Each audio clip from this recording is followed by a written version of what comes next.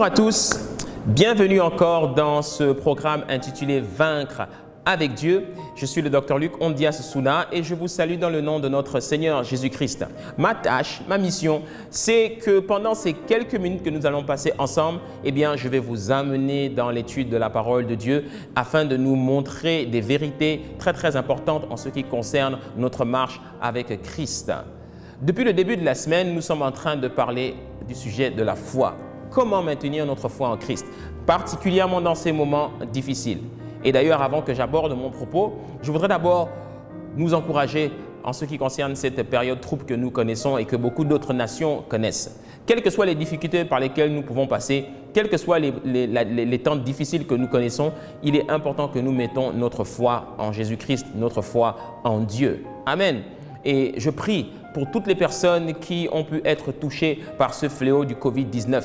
Je prie que la grâce de Dieu soit sur vous et sur toutes vos familles et que vous soyez promptement rétablis et guéris au nom puissant de Jésus-Christ. Que vous soyez au Gabon, en France, dans un quelconque pays d'Europe ou en Amérique ou ailleurs, quel que soit l'endroit où vous êtes, que la grâce de Dieu soit sur vous et que vous soyez totalement rétablis et guéris au nom puissant de Jésus-Christ. Depuis le début de cette semaine, nous nous intéressons au sujet de la foi. Comment maintenir notre foi en Christ, particulièrement dans ces temps où nous sommes en maison, où nous sommes cloîtrés en maison? Je voudrais, pendant les minutes qui nous restent, nous amener dans la parole de Dieu pour nous donner quelques conseils. Ce n'est pas toujours évident, particulièrement quand nous sommes dans un cadre où nous devons gérer à la fois l'aspect personnel et à la fois l'aspect professionnel. Ce n'est pas évident pour les uns et les autres de prier, de lire la parole de Dieu, de se consacrer, etc. Il est important de protéger ce que nous avons de plus précieux. Qu'est-ce que nous avons de plus précieux? Ce que nous avons de plus précieux, c'est notre foi. Pourquoi? Parce que dans le royaume de Dieu, la foi, j'ai dit la dernière fois que c'était la monnaie d'échange dans le royaume de Dieu. La foi, c'est la monnaie d'échange qui nous permet d'effectuer toutes les transactions spirituelles dans le monde de l'esprit. La foi, c'est le carburant de notre véhicule spirituel, de notre marche avec Christ. La foi, je l'ai aussi comparé au moteur d'un véhicule. La foi, c'est comme le moteur du véhicule. Si le moteur du véhicule est touché, c'est tout le véhicule qui ne peut plus fonctionner. La foi, c'est un peu comme la carte mère de notre ordinateur. Si la carte mère est touchée, tout l'ordinateur est à changer complètement. Notre foi est ce que nous avons de plus précieux et de plus important. Jésus-Christ, notre Seigneur, a dit « Quand je reviendrai, trouverai-je encore la foi sur la terre ?» Il est important de protéger votre foi. Alléluia. Et aujourd'hui, je vais nous donner quelques conseils pour protéger notre foi. Voilà pourquoi j'intitule un peu ce sujet de ce soir « Protéger les portes de la ville à tout prix ». Pourquoi? Parce que la Bible nous compare à une ville que nous devons garder jalousement. Regardez ce que la parole de Dieu nous dit. Dans le livre des Proverbes, écrit par le roi Salomon, au chapitre 25, au verset 28, il est écrit ceci. Comme une ville forcée et sans muraille, ainsi est l'homme qui n'est pas maître de lui-même. Comme une ville forcée et sans muraille, ainsi est l'homme qui n'est pas maître de lui-même. En d'autres mots, celui qui n'est pas maître de lui-même est semblable à une ville qu'on est venu forcer et qui a été totalement dévastée. Vous êtes semblable à une ville. Notre corps, notre être est semblable à une ville. Et vous êtes le maître de cette ville. Ainsi, tout ce que vous laissez entrer dans la ville, tout ce que vous laissez pénétrer dans la ville peut affecter votre ville, affecte votre être, que ce soit positivement ou négativement. Et vous devez être au garde à vue en permanence pour protéger votre personne. Notre personne, notre être est composé de 3 parties. Il est composé de l'esprit, il est composé de l'âme et il est composé du corps. Et tout ce qui se passe à l'extérieur de nous entre par des portes pour pénétrer à l'intérieur de la ville que nous sommes. Notre âme, c'est la partie psychique de notre être. Et notre âme doit être protégée. Pourquoi? Parce que notre âme, c'est le centre de notre volonté, de nos émotions et de nos sentiments. Nos sentiments, nos émotions peuvent être affectés par ce qui se passe à l'extérieur, par les paroles que nous entendons, par les choses que nous vivons, par les choses que nous touchons, par ce que nous voyons, notre âme peut être affectée. De même, notre foi réside dans la partie de notre être que l'on appelle l'esprit. Notre foi, pour qu'elle reste intacte, eh bien notre esprit ne doit pas être affecté. Notre être tout entier, du sommet de la tête jusqu'à la plante des pieds, est semblable à une ville. Et cette ville a des portes d'entrée pour pénétrer à l'intérieur d'elle. Et ces portes d'entrée, eh bien, je les appelle les 5 sens. Les 5 sens. Les 5 sens, ce sont les portes d'entrée de notre système de pensée. Tout notre être, tout notre fonctionnement, eh bien, est basé sur ce que nous pensons.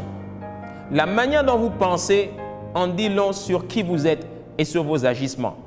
C'est pour cela que nous devons protéger nos pensées. C'est pour cela que nous devons protéger qui nous sommes. Nous devons protéger et sécuriser les portes de notre ville, c'est-à-dire nos 5 sens.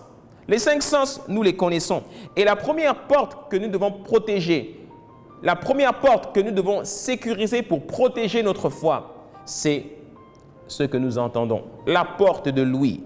Il est écrit dans le livre de Romains, au chapitre 10, au verset 17, que ainsi la foi vient de ce qu'on entend et ce qu'on entend vient de la parole de Christ. Tout ce que vous entendez affecte votre foi. Tout ce que vous entendez affecte votre vie. Ce que vous écoutez, les sons que vous écoutez, la musique que vous écoutez, les films, les sons que vous entendez à la télévision, les paroles que l'on vous dit lorsque vous parlez avec quelqu'un, les paroles que vous entendez même lorsque vous ne parlez pas avec la personne concernée, ces paroles vous affectent. Tout ce qu'on écoute affecte notre foi. Et le diable corrompt beaucoup de personnes avec les sons, la musique, etc., etc.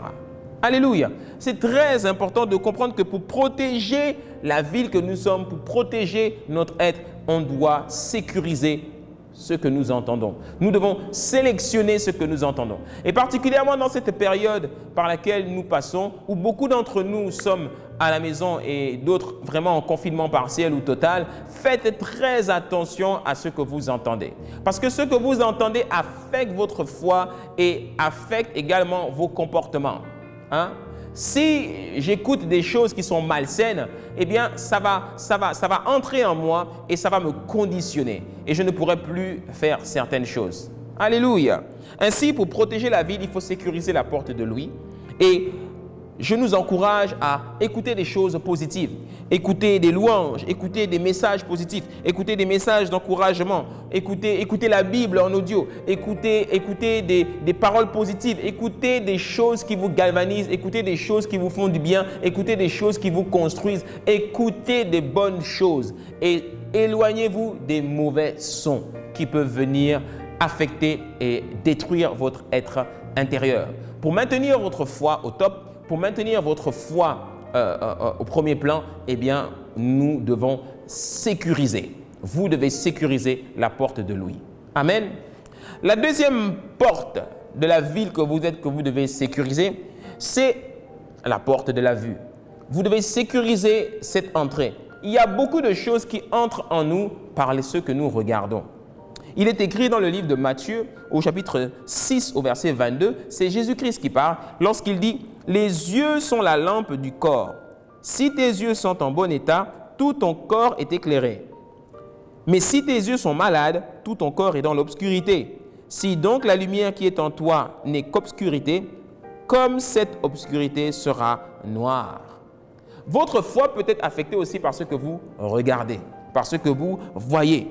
Tout ce qu'on regarde à la télévision, les films, les différentes scènes que nous avons autour de nous, tout ce que nous regardons nous affecte. Par exemple, si vous êtes quelqu'un qui regardait beaucoup les films violents, vous allez vous rendre compte que de manière inconsciente, vous êtes quelqu'un de violent. Si vous aimez les films à forte sensualité, sexualité, la pornographie, etc., vous allez voir que ça va beaucoup influencer sur vos comportements avec les autres, avec le sexe opposé. Si vous êtes quelqu'un, vous aimez beaucoup, vous êtes souvent en contact avec, certains comportements d'autres personnes, vous allez finir par imiter ces comportements. Mais il n'y a pas que ceux que l'on regarde à la télévision. Il y a aussi les personnes que l'on peut par exemple prendre comme modèle. Par exemple, un enfant va beaucoup calquer ses comportements sur ses parents, sur ceux de ses parents. Hein? Donc, nous, en tant que parents, nous devons aussi faire très, très attention au comportement que nous avons devant nos enfants, parce que nos enfants vont faire copier-coller, parce que tout simplement, leur comportement, ainsi que leur foi, leurs croyances, leurs convictions vont être affectés par ce qu'ils vont voir chez leurs parents. Ce que nous voyons sur notre lieu de travail, ce que nous voyons comme les comportements des personnes que nous avons comme modèles, les comportements des dirigeants, les comportements des gouvernants, ceux qui gouvernent, ceux qui dirigent, doivent être des gens modèles, doivent être des gens qui inspirent le respect et la crainte, doivent être des gens qui inspirent l'amour, la simplicité, l'humilité. Eh bien, c'est parce que nous avons ce retour-là de ceux qui sont au-dessus de nous que nous aussi, ça nous inspire à être pareils. Alléluia, c'est très important. Donc, tout ce que nous voyons, tout ce que vous voyez affecte votre foi. Ainsi, je nous encourage à ne pas regarder trop la télévision, à faire attention aux différents programmes que nous sélectionnons, que nous regardons, à faire attention à s'éloigner le plus possible de la pornographie, à s'éloigner le plus possible de tout ce qui a trait à la violence et à des choses très agressives, et bien entendu à regarder beaucoup plus des choses qui nous construisent, à regarder des films qui nous construisent, à regarder des choses qui nous apportent plutôt des connaissances positives et ceux qui nous modélisent de la bonne façon. Amen. Sécurisons la porte de la vue pour maintenir notre foi en Christ. Amen. Une autre porte très importante à sécuriser, c'est la porte de l'odorat. L'odorat. Tout ce qui entre par le nez nous influence. Vous allez voir que ce que vous sentez influence même votre manière de penser. Alléluia. Regardez, dans le livre de Nombre, on trouve une parole qui revient souvent dans la parole de Dieu, qui est Nombre chapitre 15 au verset 7, comme une offrande d'une agréable odeur à l'Éternel. D'une agréable odeur à l'Éternel. D'une agréable odeur à l'Éternel.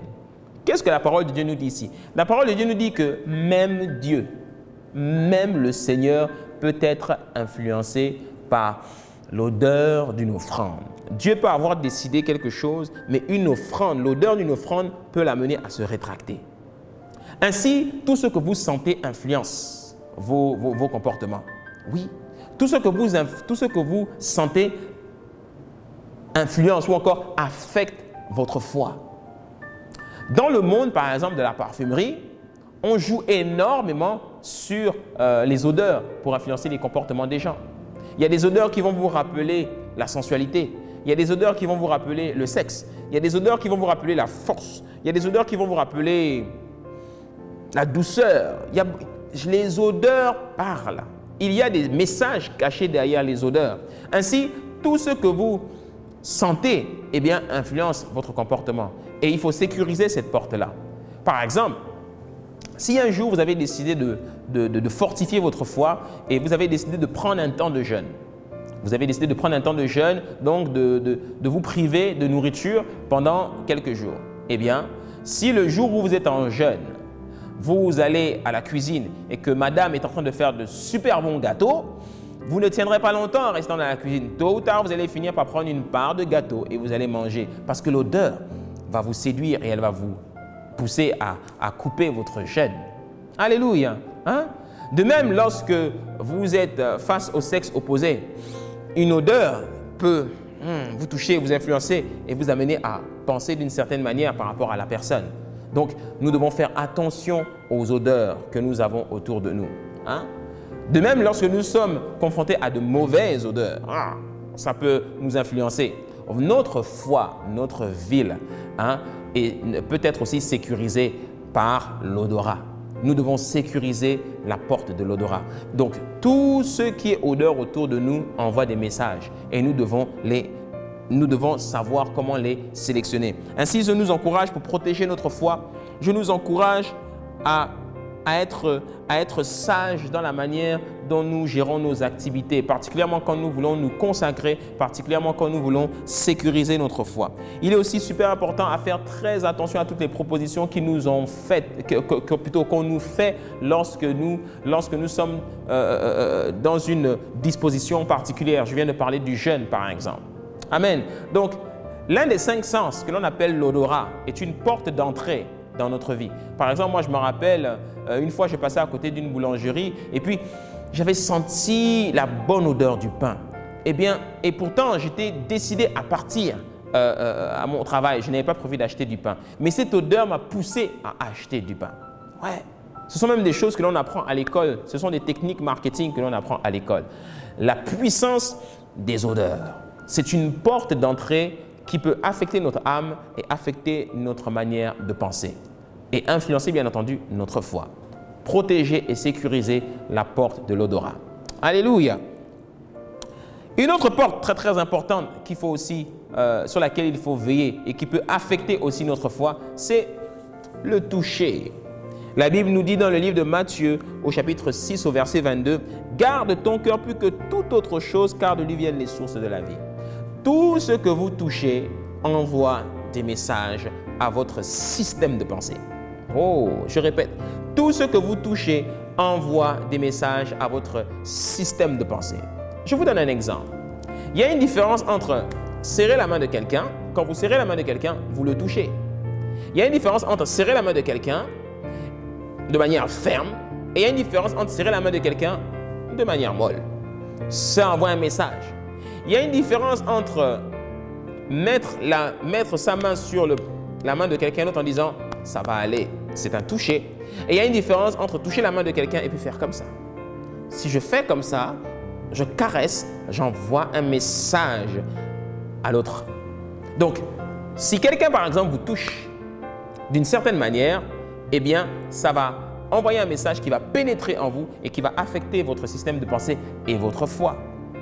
Si par exemple vous êtes marié et que vous êtes un homme, vous êtes marié et une femme vient touche votre main et puis commence à vous caresser comme ça vous envoie un message. Et vous commencez à penser d'une certaine manière par rapport à cette femme-là et votre foi va être affectée par rapport à ça. Et peut vous amener d'ailleurs à commettre un acte irréparable. Alléluia. Donc, la porte du toucher est très importante. C'est une porte terrible qu'il faut vraiment protéger. Donc, si on veut sécuriser notre foi, si je veux la maintenir au top, je dois veiller à ne pas laisser n'importe qui ou n'importe quoi me toucher. Je dois me protéger et je dois veiller à ce que ce ne soit pas n'importe quoi qui entre par la porte du toucher. Ainsi, pendant ces temps particuliers, particulièrement à vous qui êtes à la maison, faites attention à tout ce que vous touchez et faites attention à tout ce que vous laissez vous toucher. C'est très important pour vous sécuriser. Pour avoir quelques conseils sur ce point, je nous encourage à ne pas avoir de familiarité avec le sexe opposé, à nous entourer d'amis du même sexe que nous et avoir pas trop d'amis du sexe opposé, c'est très dangereux. Et veiller à ce que ces amis ne nous touchent pas trop. Construire une amitié avec quelqu'un de sexe opposé et pas trop recommandé. On peut avoir des connaissances et même de bons amis de sexe opposé, mais on doit veiller à ce que cette relation ne soit pas trop proche ni trop familière, parce que cela peut réveiller de mauvaises intentions et affecter notre foi. Et puis bien entendu, faire très attention à l'esprit de séduction. L'esprit de séduction utilise énormément la porte du toucher pour nous séduire. Alléluia, c'est très important. Votre foi est le carburant de votre vie et vous devez veiller aux différentes portes qui pénètrent aux différentes portes qui permettent à l'ennemi de pénétrer en vous. Et enfin, la dernière porte, c'est la porte du goût, le goût, ce que nous goûtons, ce que nous mangeons. La Bible dit dans le livre de Matthieu, au chapitre 15, au verset 11, « Ce n'est pas ce qui entre dans la bouche qui souille l'homme, mais ce qui sort de la bouche, c'est ce qui souille l'homme. » La porte du goût ici ne parle pas seulement de ce qui entre, de ce que je peux goûter, de ce que je peux apprécier avec le goût. Mais elle parle aussi des paroles qui peuvent sortir de notre bouche. Oui, tout ce qui entre par la bouche peut affecter notre âme et notre vie. Également, tout ce qui sort de notre bouche affecte aussi notre âme et notre vie. Les paroles que nous prononçons peuvent nous faire du bien ou peuvent nous faire du mal. Et les paroles que nous prononçons peuvent faire du bien ou du mal à ceux qui nous écoutent, à ceux qui nous entendent. Alléluia! Toute parole qui sort de notre bouche a aussi du goût. Elle peut avoir un mauvais goût comme elle peut avoir un bon goût. Elle peut détruire comme guérir et elle peut même donner la vie. Est-ce que vous savez ça? Oui, les paroles que nous prononçons peuvent même donner la vie. Alléluia. Hein? Ainsi, je nous conseille de faire attention à ce que nous mangeons. Je nous conseille de faire attention à ce que nous mangeons. Pourquoi? Parce que quand vous mangez quelque chose, hein, la chose entre en vous. Et d'ailleurs, au-delà même du goût, ce qui est entré en vous va vous conditionner. Par exemple, quand vous mangez beaucoup, ça vous conditionne. Vous êtes lourd, vous devenez fatigué et parfois même vous avez le sommeil. Imaginez que vous avez beaucoup de travail et que vous savez que vous devez être en forme pour travailler. Eh bien, si vous mangez beaucoup, vous allez être lourd et vous ne pourrez plus être concentré sur votre travail. Si vous êtes à la maison actuellement et que le matin, vous savez que dès 8 heures, vous devez être devant votre ordinateur en train de travailler parce que votre boulot vous a demandé de travailler à la maison.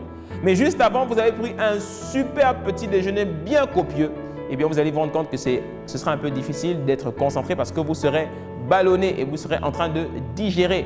Hein? Si il est midi et que vous avez fait une pause et que vous devez reprendre votre travail à 14 heures et que juste avant, vous avez mangé un gros poulet avec des frites, etc., eh bien, vous serez lourd et vous aurez du mal à vous concentrer sur votre travail. Donc, ce qui entre influence aussi notre comportement et notre foi. Amen. Ainsi, ce qui sort aussi influence aussi nos comportements. Hein? Nous pouvons avoir une très bonne relation avec quelqu'un depuis des années, mais un jour, par une parole, on peut briser complètement cette relation parce qu'une mauvaise parole est sortie. Un jour, je peux, par une parole, me disqualifier devant Dieu parce que je vais dire une parole d'incrédulité qui va remettre mon engagement envers Dieu en doute. Hein? Regardez par exemple dans le premier chapitre du livre de Luc. Hein? On a cet homme-là qui s'appelle Zacharie, qui a été le père de Jean-Baptiste, qui va recevoir un message d'un ange. Et l'ange va lui dire, ta femme deviendra enceinte. Hein? Et là, il va prononcer une parole en disant que comment cela pourrait-il arriver? L'ange va lui dire, à cause de ta parole d'incrédulité, tu seras muet. Et il a été muet pendant longtemps, jusqu'à la naissance de l'enfant. Pourquoi? Parce qu'il avait prononcé une parole qu'il avait disqualifiée devant Dieu. Il avait prononcé une parole d'incrédulité. Et souvent, beaucoup de nos paroles en disent long sur la disposition de notre cœur, sur nos engagements, sur notre sincérité, sur notre amour envers les autres, sur notre loyauté. Hein? Les paroles que nous prononçons, la porte du goût, encore la porte de la bouche, elle est très importante. Alléluia! Donc, il est important de faire attention à ce qu'on mange. Il est important aussi de faire attention aux paroles que nous déclarons sur nous-mêmes et sur les autres. Les paroles que vous prononcez par exemple sur vous-même, vous devez faire très très attention. Hein? Donc, la porte de la vue, la porte de l'ouïe, la porte de l'odorat, la porte du toucher, la porte du goût ou encore celle des paroles, tout ceci sont des portes qui laissent entrer des choses en nous. Et si nous voulons maintenir notre foi au top, si nous voulons maintenir notre foi au premier plan en forme, nous devons veiller à ne pas laisser entrer n'importe quoi en nous. Amen. J'espère que tous ces conseils vous ont fait beaucoup de bien.